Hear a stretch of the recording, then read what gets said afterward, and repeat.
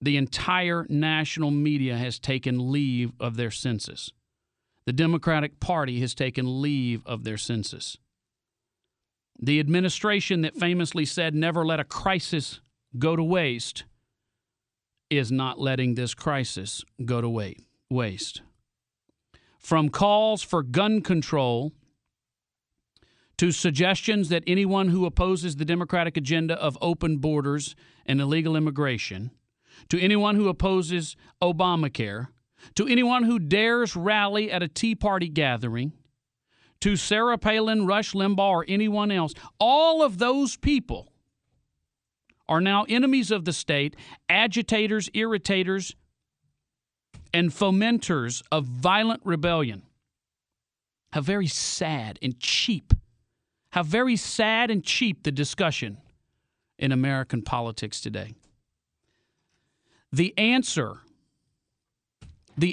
as to why this man did what he did is not going to be found in politics. It's going to be found in psychiatry. He quoted the Communist Manifesto, among other things, which would suggest he's not exactly what one might call a conservative or a Tea Party member. But what if he had? Does that somehow impugn every other person who is? If someone takes Christianity and kills in the name of it, does it make Christians bad people? We've been told repeatedly that if a Muslim terrorist blows up a building or a lot of people, shoots up Fort Hood, we shouldn't impugn all Muslims, just terrorists. Isn't it interesting that after the Fort Hood shootings, where members of our military who put their lives on the line lay dead, we didn't see the national outrage that we did where at one political rally, one nutball shot a lot of people. And why is it that there's only one name that anyone knows as to who was injured? A United States member of Congress. She didn't deserve to be shot. The federal judge did not deserve to be shot. Nobody serving in political office needs to be shot because someone disagrees with their opinions. But I submit that what we're going to find out is these people weren't shot because he disagreed with their opinions. They were shot in a desperate attempt to make his name household and to get people to watch his YouTube video. This is not at all different than the Unabomber who sent bombs to innocent people, blew up hands and people so that his manifesto would be read. This is not any different than the Virginia Tech shooter whose rampage on a campus left innocent students dead so that he could be noticed. It's lashing out to get attention. When a left-wing greenie weenie walked into the Discovery Channel and started shooting the place up, no one suggested that Al Gore was somehow the cause of the dead people. There are crazy people in every society. And in our current day, there are people who watch. There will be copycats of this shooting, to be sure, across the political spectrum. The common denominator are mental health issues, not any politics that they subscribe to. We've had presidents shot in this country. John F. Kennedy, Gerald Ford shot at, Ronald Reagan shot. We have had elected officials, the targets, whether it be anthrax, mail bombs, or shootings. It is often the case that politics has nothing to do with it. It is typically the case that the reason, whether it's the post office, a McDonald's, or a political rally, that people engage in this type of carnage is purely to get attention for their writings, as a way of lashing out, as the manifestation of a feeling that their life is meaningless and they want to go out in a blaze of glory. We should look to the core of mental health issues and not to political adversaries. And the fact that Democrats from Sheriff Clarence Dupnick in Pima County to the Tucson County, Arizona Democratic Party, which I'm going to read you their press release, to MSNBC, and plenty more. The fact that they're using this as a way to suggest something other than an isolated incident of an unhinged individual is sick and despicable. We should stand with a united voice, liberals and conservatives, Democrats and Republicans, and say, unacceptable. You don't crash the funeral of innocent individuals and use this for your political gain. It is sick. It is disgusting. Have you no shame? Have you absolutely no shame? This is an unfortunate thing that has happened. But sometimes in an effort to make sense of an unfortunate, isolated incident, the cure can be worse than the ill.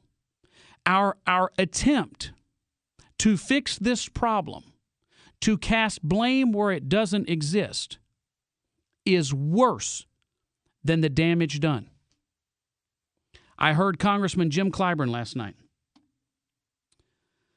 a prominent Democrat known for saying really stupid things, suggesting that this just goes to show his point that congressmen shouldn't have to walk through the airport with the general public and that the TSA doesn't understand his position, that congressmen need to be put in separate walkways, separate areas. They shouldn't have to deal with the general public. We've heard references to security for every member of Congress. We've had exactly one congressman assassinated in the line of duty.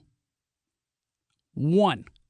Jim Ryan, who went down to visit with Jim Jones and his people, and as he was leaving, was in possession of a note that suggested that the people there were not happy, and Jim Jones had him killed.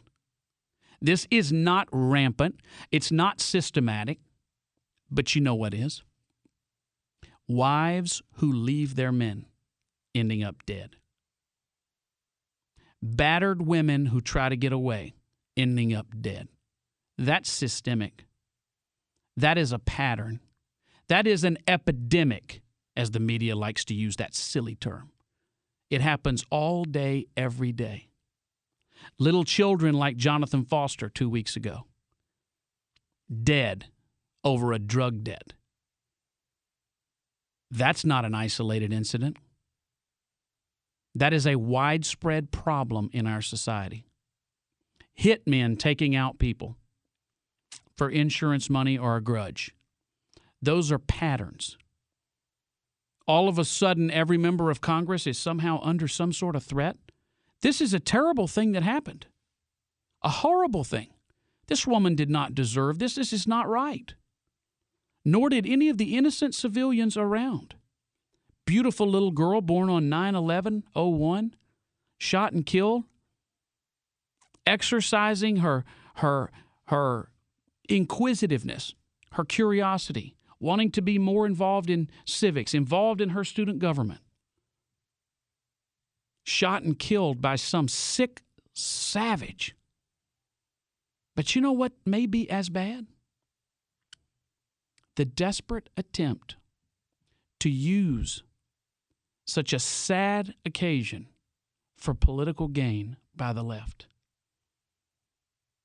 I've had people tell me today, Michael, hope you're not going to talk about that today. Hope you'll keep a low tone. I can't keep a low tone. When you suggest, because what one 22-year-old absolutely nutball individual does, that our entire political system needs to be shaken to its core, I have a problem with that. You don't do it with anyone else's death. You don't do it with any other shootings. This administration has been searching for an example, an incident that they can use to their advantage. And sadly, they found it. That's sad. It's absolutely sad. Mark Penn, November 4th, 2010, a little over two months ago. In the middle of an interview, Penn was the message guy for Hillary Clinton. He was asked 2 days after the election, where Obama was devastated at the polls, he was asked, What does Obama need to do to get the nation back behind him? The president himself has to reconnect with the people. Remember, President Clinton reconnected through Oklahoma, right? And the president right now seems removed. And it wasn't until that speech that he clicked with the American public. Obama needs a similar kind. You think words will work for President Obama at this point? No. Okay, he's got to get some results. But words will work, I think, if he finds that right moment. If he finds that right moment. Do you think he's found that right moment? I don't favor talking to vermin, but I'll talk to you just this once. The Michael Berry Show.